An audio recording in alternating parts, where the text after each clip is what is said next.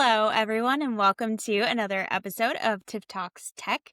Today, I am joined by Jen Finn, who is the co founder of Hio. And today, we're going to be talking about maximizing your leasing expertise at scale and how AI is transforming multifamily operations. I know AI is the big buzzword, but of course, it is making multifamily evolve faster than we ever have before. And so that is something we really want to talk about today. But before we dive into all of that, Jen, can you just share a little bit about you and your background and what you do? Yeah, so Jen Finn, I am the CEO and co-founder of Hio. And as you mentioned, Tiffany, in this space of AI, we are reimagining knowledge and change management with conversational AI. So I think one of the things that I'd love to kind of dig into a bit is just when we say AI, kind of there's so much out there. But a bit, I think there's so much.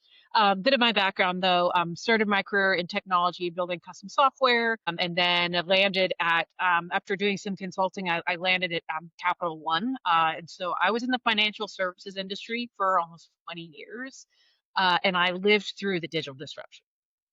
Like from the point of when Capital One was moving their paper applications onto the internet, I was in the IT team that was figuring out how to do that.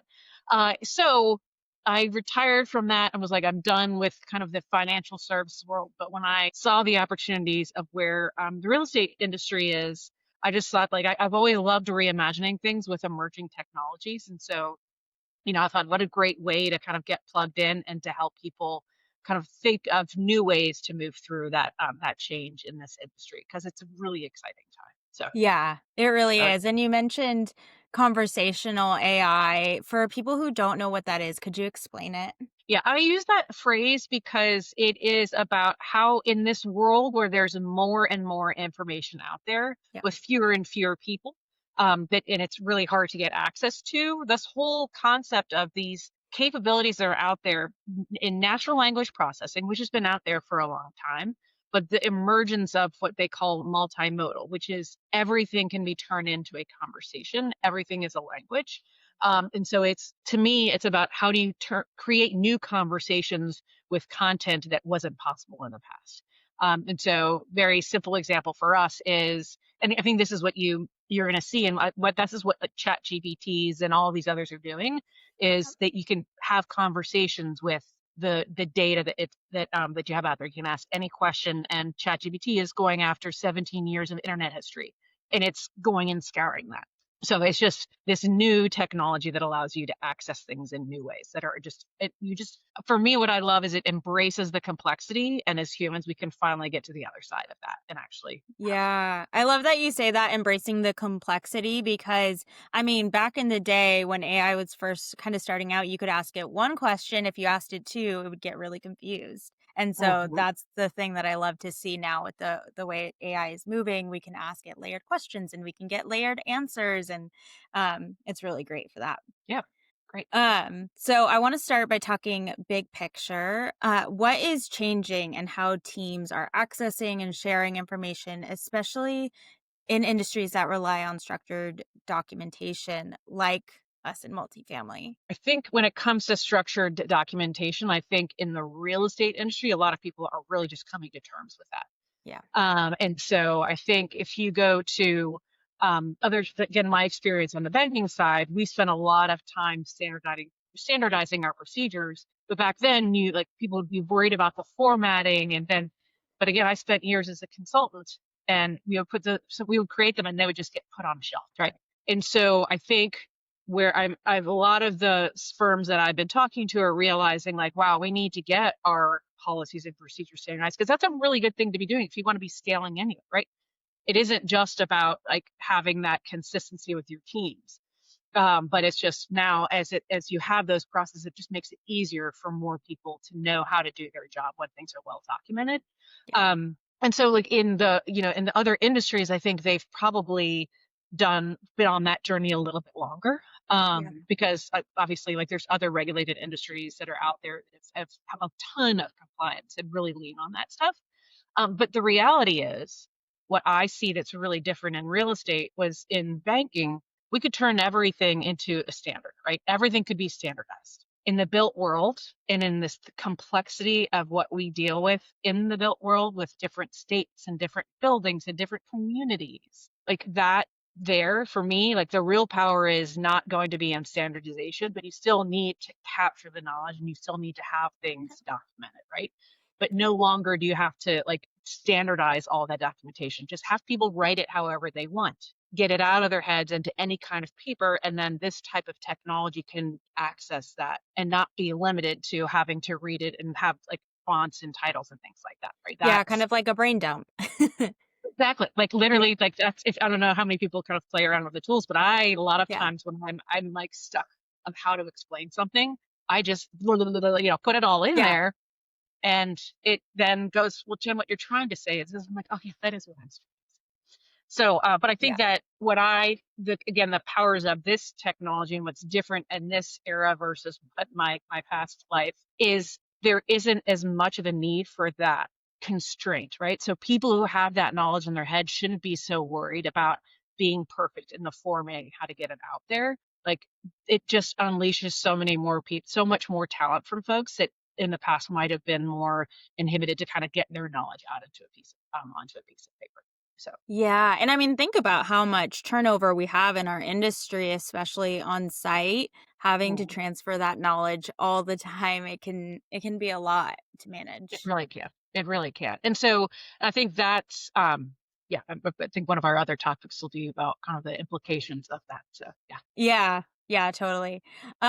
So are there other reasons that you think AI is becoming a popular tool for managing that information besides like being able to brain dump in there, Yeah. and having it organize everything? Are there other reasons why? Um, I would say again, the newer technologies are just so much more flexible. Yeah, Um, I think the difference between and this is where I think knowing as we look at various tech and different companies, I mean, obviously anybody who's out there is going to say they're doing AI, right? yeah, But I've heard a lot of people talking about AI and then they show me a decision tree. I'm like, I was coding decision trees a very long time ago, right? So you have to really figure out kind of where are people in that ability to really kind of let go of this need for structure and leverage the tools the way that they are. And so I think just if anybody is consuming it or if you're working with a tech partner who's saying that they're doing AI, I mean, really understanding kind of how they've set that up and how much structure do you as the user have to put into it. Because if it's really that AI first kind of thing, you should just be able to ask it a question without any prompting or anything, right? So, and yeah, that to me is I think that's a really really huge piece of it. So I think there's still a lot of promise. I think there's still a lot of hype. But I think everybody has realized you actually saying like why it's such a push for everyone is I think we've all learned over all these different hype cycles of all this technology that there is value there. There's something there. And so everybody has to be leaning in to find and really kind of capture the value of what is there. And if you wait I think about like internet adoption, mobile adoption. This is just at that next level of speed that people realize. Like, not nobody's going to wait to find out if this is actually going to take hold. So, right. Totally. I want to talk about how AI enhances knowledge sharing and how it makes things more efficient. So what role does AI play in helping teams find the information that they need and get it all kind of in the same place? yeah. So, I think what I have seen and what the difference of the problem that we are solving for, I think because you've seen most of the major platforms out there, folks are applying this type of large language models on top of Yeah. their right? So Uh-huh. everybody's putting in these some kind of shell, however they're doing it. They're like, oh, we've got it, and you can ask a question, and it's applied to the content of their tech platform, right? And then you have some knowledge or some knowledge storage organizations that are also doing the same thing. What we're doing on with the HIO side of things, because I think this is where how do you reimagine knowledge management? Hmm. Is if knowledge management is delivered via a conversation by these agents, right? So if Yeah. you can ask the agent a question about how to do something or what policy is, then I want to be able to see, as the administrator, as the management team, I want to be able to see what are people asking that agent, just like I would see in a call center or anywhere else. How would I see what the trends are? And Hmm. then when there's a gap in the knowledge of that AI agent, how do I feed it the new materials and kind of create this opportunity for continuous improvement? Because in our situation, we don't let the agent learn itself because it's about a Yeah. policy, right? I Yeah. mean, that's like I don't want it to learn. I Don't don't want make it something up. to Yeah. look it up. So yeah, so we've heavily guardrail it for real estate around the risks and the guardrails around how to make sure that people are the models and the agents are trained to kind of stick to the rules. But that's really what we're doing is we're trying to make sure that like there's a we call it our model studio, but it's a way for the non-technical people to actually control that agent, right? And the value being it's that in your as a property management firm, I mean, the real value is in your service and your own internal policies and materials that how you train your staff.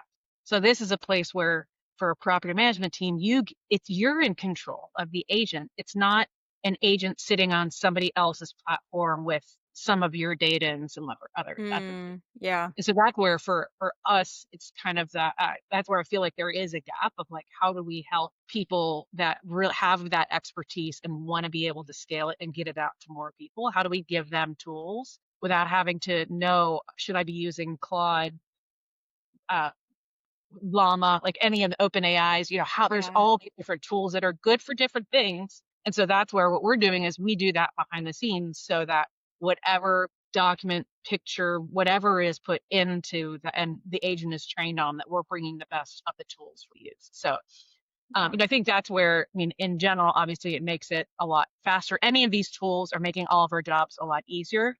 Um, I just would think for us, we're really trying to reimagine what's possible versus a lot of people are just applying this stuff to existing process. Yeah, and what are the challenges with those existing processes? I know we talked about it a little bit, but are there more? Yeah. I think I think I guess the challenge of bringing in new technologies, and this has happened, and we actually did it at Capital One too, right? There's a new technology. Instead of Yeah. reimagining how people apply for a credit card, we just put the paper application on a web page, Yeah. right? And so I think you can see that's where you can see a lot of people are just taking exactly what they've always done and making it faster.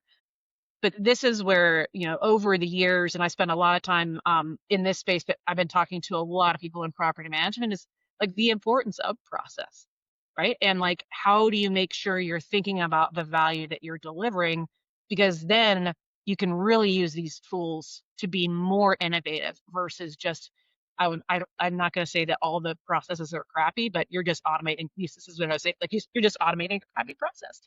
Yeah. So there's, I think, the importance of really for anybody who's building tools or that is using it, like what is the outcome you're really driving towards?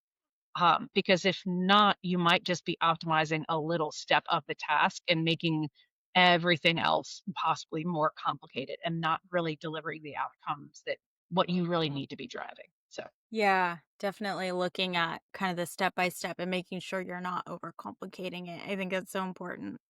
yeah, yeah, Yeah. exactly. I know we talked a little bit about, how we have a ton of turnover in our industry, but how can those AI tools really help bridge the gap on that experience when you bring on a new team member and you have to train them up on everything at once? Yeah.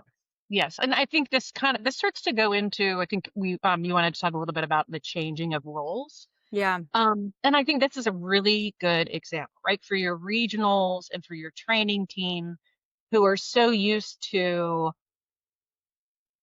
giving people all this content, right? And Yeah. then those people going out and having questions and kind of constantly like having to go to their computer to get an answer and or calling something, right? I think Yeah. in our at least in our world of reimagining it, right? It's the training team and your regionals are training the agent. and then they're monitoring what questions the team has, right? And no longer is the team really necessarily worried, right? If they start from scratch knowing that they can ask any question anytime and they have that safety net, they can just go there and not be afraid to ask, right? Yep. And then the training starts to change around for those staff members. What is, you can now spend a little bit more, well, not just a little, a lot more time on service quality and the human to human interaction, which is the harder part, Yeah, right? I love that you say that because so many I mean, we see so many companies focused on kind of taking the human out of it, and this is more focused on helping the human improve and giving them the tools to provide that amazing service because it is something that we're lacking in today's world, just good customer service. And so being able to stand out and have tools to help you do that, I think it's so important. Yeah, and I think that's I experienced, that in the financial I ran the small business bank call center, Yeah.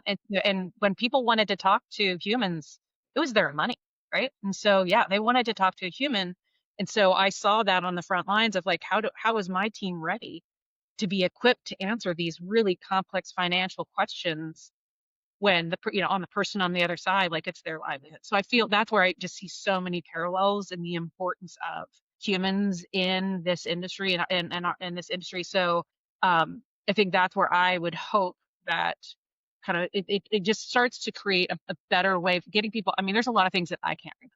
So I don't think it's fair for us to have, especially as we start to expect people to cover more and more properties, for them to remember kind of what amenity, what charges, what are the different standards, right? Like it's not fair.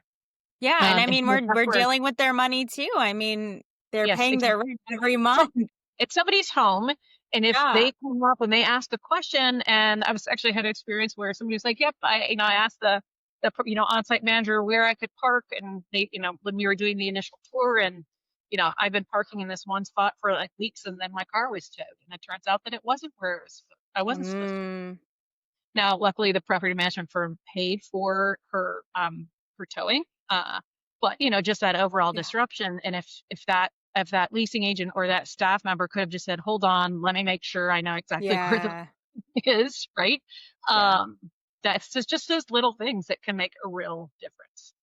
So Yeah, absolutely. I want to talk a little bit about how this affects centralized leasing, because we are seeing that come into play more and more. And how can AI really help when it comes to giving information about, multiple locations and things like that? well, I think um, it goes back to that initial, if with centralization, that often, well, obviously that is leading more and more to fewer and fewer people, but your portfolio is still the same size. Right.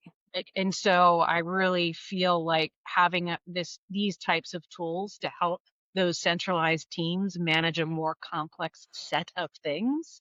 It allows for each of your communities to maintain its uniqueness and its complexity, and therefore, like that's to me, like I think, like both keeping the humans involved, but still embracing the uniqueness of each property and what people want from it, Yeah. is really really important. And so I think by having teams using these types of tools, they can understand what that is, and then they can manage it, right? They can say, oh, this property is, right by the river, and there's access to XYZ. They have their kayak racks by their property, and so people know where that is. But just if that way, if you're that leasing agent, you're like, I'm managing however many buildings. Just it allows that person to deliver that super customized for that particular property. Yeah, absolutely. I know we said we were going to talk about kind of the future of roles and how they will continue to evolve with AI. And of course, centralization is a part of that. But what other ways is AI reshaping those roles in our industry and how can it come into play? Yeah, I think so I think kind of thinking about the various layers of the types of roles that are in our industry, right? There's Yeah. the frontline staff that are dealing with folks, right? How, like, they're focused on dealing with more of the human element versus memorizing stuff. That's one great thing. Yeah. Then your administration, your management can spend much more time now I would expect them to start to look more at what are the trends of the types of questions, what are the challenges people are having there, to look for new opportunities and to be a bit more strategic in their planning of Hmm. building out additional, like where is there friction where we can simplify something, right? Yeah. Where is there friction because we don't have a policy? And so spending much more time around architecting and continually analyzing those processes is where they just get to focus on really higher leverage, how to help the teams more and help residents.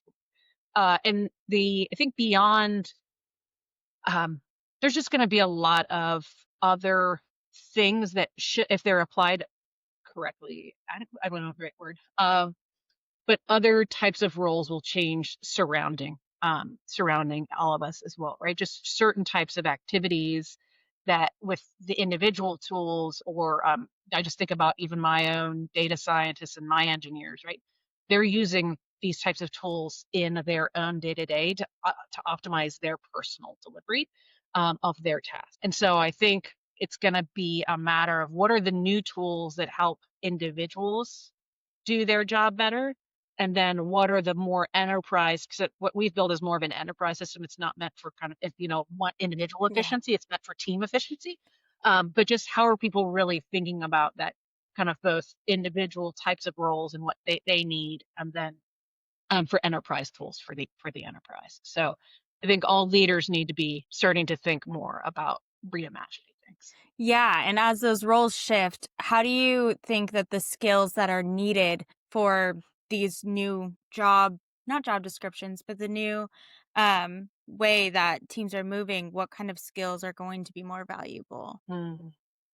I have a lot of cheeky ones that I would say, but I'm not going to say those.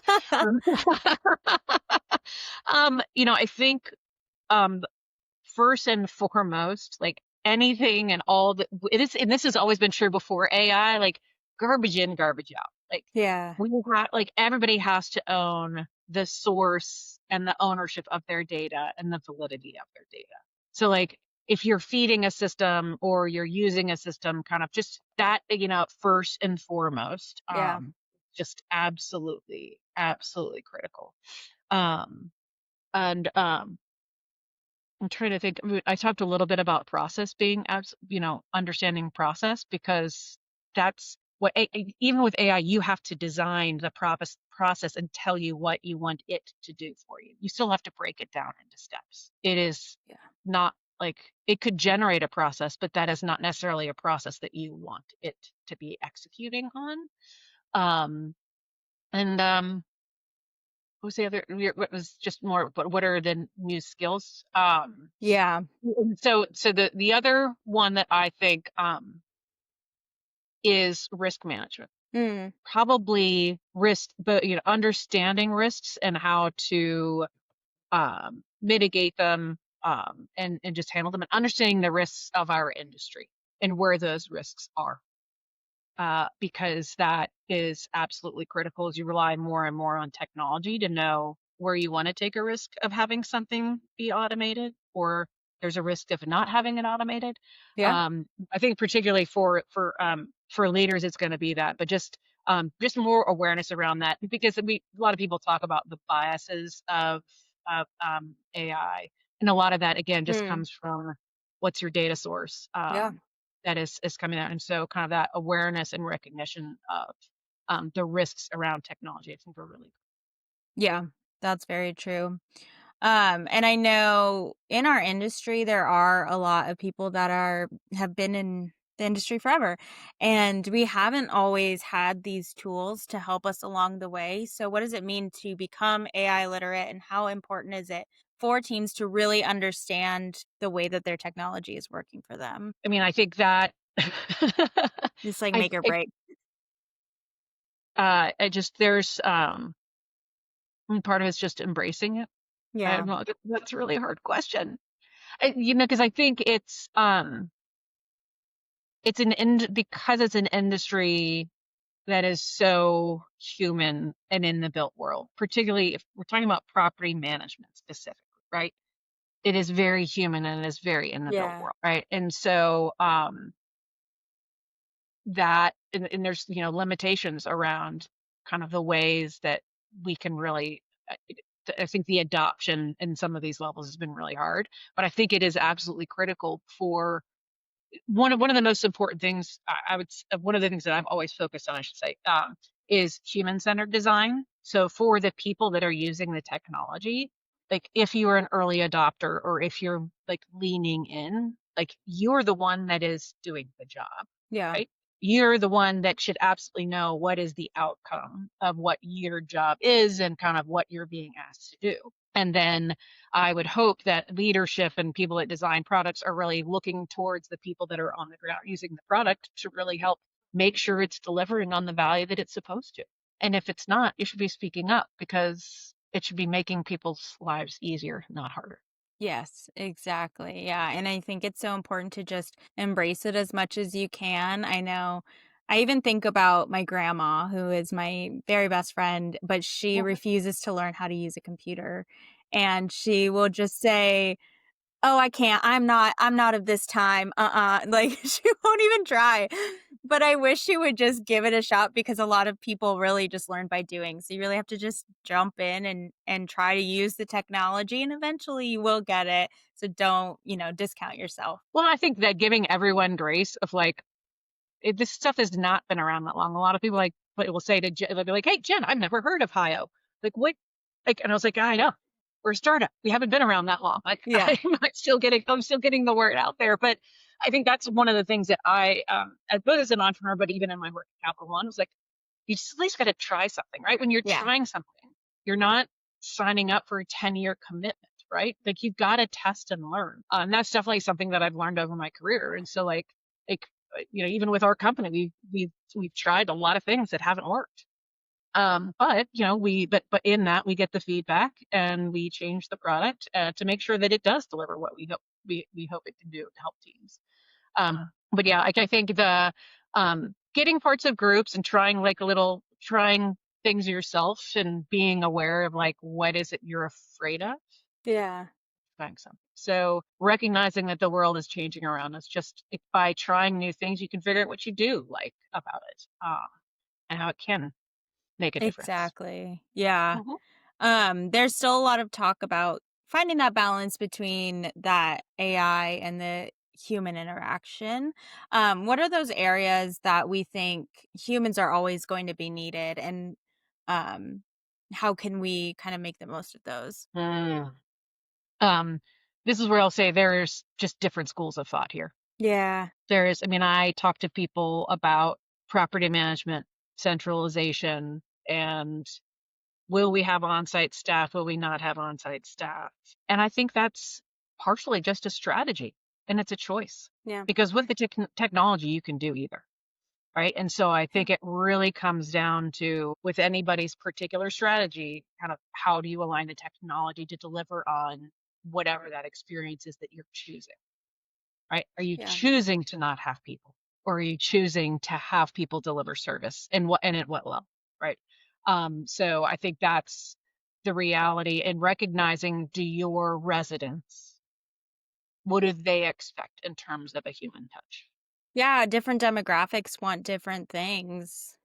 Yeah, and so I think that's where it can't be, a one answer for all, but it's Yeah. something that like when you're making choices for your properties and understanding your residents and your community's expectations. I mean, obviously everybody's got to manage their NOI, but like there's newer and more efficient ways to get there, even with humans involved, that you can still deliver that type of personal touch on a pro. So Yeah. I Totally. hate, I go back to, I did another podcast. I keep going back to banking, but I'm like, that's what people said in banking is there would no longer be branches because literally money is zeros and ones, right? Like you don't need that. Yeah. And I think this is, yeah, you'll see Capital One even they have cafes there, Yeah. right? But look at what those cafes do. They help people use the technology to access their money, right? So think about even if you're going to have all these technical amenities and all these things going on, or like how much tech support are your staff members going to turn into providing for your residents? Yeah. Or at the Apple Store, that's where Capital One kind of mimicked the Apple Store concept, right? It's yeah, they've got the technology, but if they can't use it, it's not valuable. That's true. And so that resident experience and kind of that shift for not that's not AI, that's just technical amenities getting being brought in more and more. And that really, I think, is obviously also having a huge impact on the property Yeah, management. absolutely. I know a lot of the time I feel like I'm over relying on AI sometimes. How do we avoid that and making sure that we still have original thought, especially when it comes to our day-to-day operations? Um, get away from the computer, Yeah. talk Yeah. to people.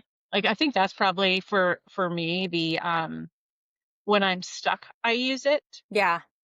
But how I work with my team and how we have open conversations about challenges and what we're trying to do. If you the more you can be talking with other people and getting like what is the question that you actually want to feed into whatever your choice of tools are for the day. Um, and by having the team focus and really understanding what's the problem that we're trying to solve, then that those tools are complementary to that. But if you start with the tool, you're not really aligned on solving any particular problem. Yeah, I absolutely agree with that. Yeah. I feel like I rely on ChatGPT all day long to help me come up with ideas, but then when I get on a meeting with my team, the ideas just seem to flow obviously more organically, but then I can use the tool to help me I formulate think, those. yeah, Yeah. yeah. And because I mean, otherwise, I can sit at my computer all day and come up with a gazillion ideas, but they are nowhere grounded in Yeah. the customers that I'm trying to serve necessarily. It's just me getting like going down rabbit holes. Yeah. Absolutely. There's so many random questions. Like I could ask it this, or like it, gives me some data point, and I just kind of go up. But I do think kind of starting with the real human problem and working with your teams on what goals you're trying to deliver on. Then the tools are really helpful, but you've got to start there and check in along the way with humans that you're Yeah. not letting go too much of your answer. Yeah. Totally. What advice would you give to companies who are just starting to introduce AI into their knowledge management? hmm Um, a lot of it is going to be how do you how are you in control Mhm. and how easy is it for you to deploy Yeah. updates to your content, right? And so whatever platform you use, there aren't many of us out there. So like that's the other thing, right? I'm kind of we're newer on the scene, and so we're doing something that's pretty different than what others are doing. But just for example, if you are on SharePoint, Mhm. they have a search tool which will search and scan all of your documents, but it's not going to give you any guardrailing and it's not going to tell you what questions people are asking, right? It is just a search tool that's layered on top of SharePoint. And so I think it's really understanding that with this type of technology, there's just a lot more that you can do with it than just simply search. Um, so just about, I mean, obviously evaluating the tools and evaluating in that knowledge management, do you want it to be your knowledge or you want it to be somebody else's Yeah. Do you have any tips for rolling out products like this? knowledge? It's interesting. So with the clients that we've worked with, it's been the change curve. Like once they get past the training, is literally just text the question, which is Yeah. kind of funny. Like the change management, and people are like, "What's the training?" I'm like, "Do people have questions?" They're like, "Yep." I'm like, and they text on their phone. They're like, "Yep." Like so, with our service, like no, literally just ask your question.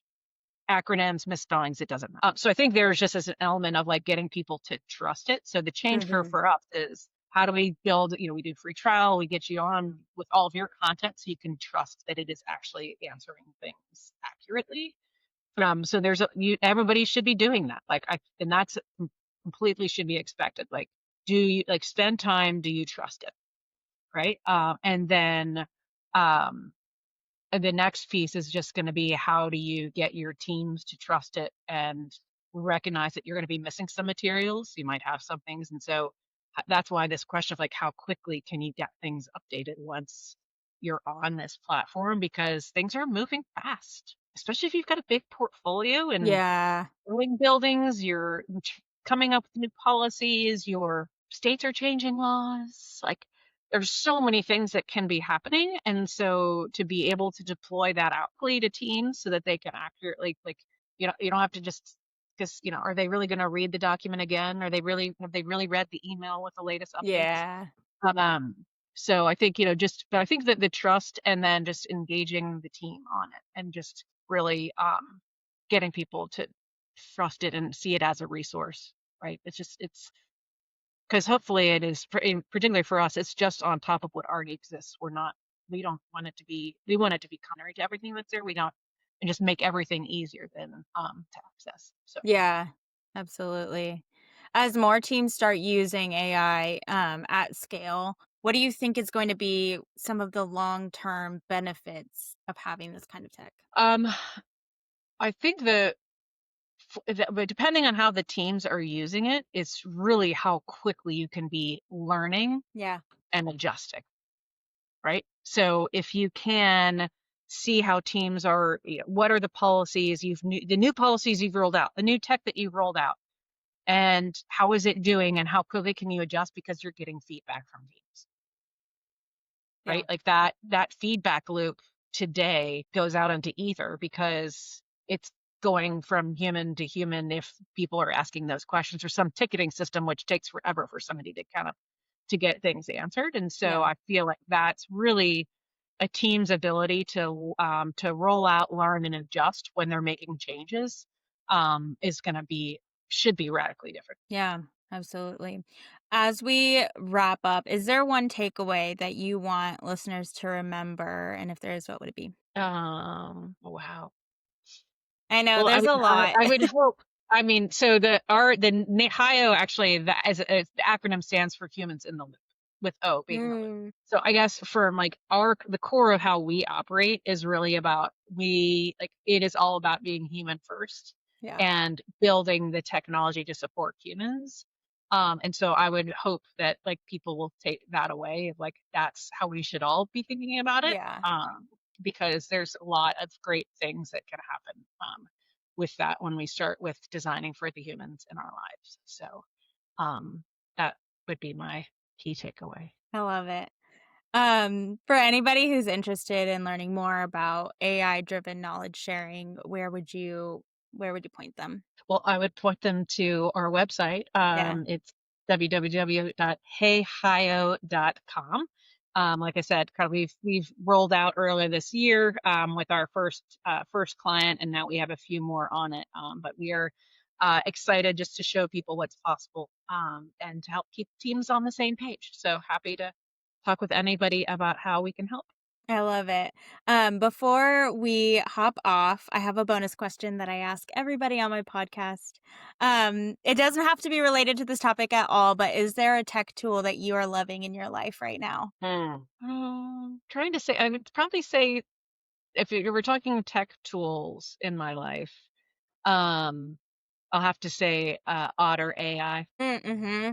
Yeah. Okay, so Otter AI is a meeting recording, and so as somebody who loves to do interviewing with clients to understand their problems, instead of worrying about taking notes, I can just focus on listening and kind of guiding the conversation. And so I just love it because it helps me stay focused on the conversation. Yeah. And then after the fact, I can be like, I don't even know where I took the conversation or why, but I can go find out what happened. Yeah. Yeah. The summaries really are life changing.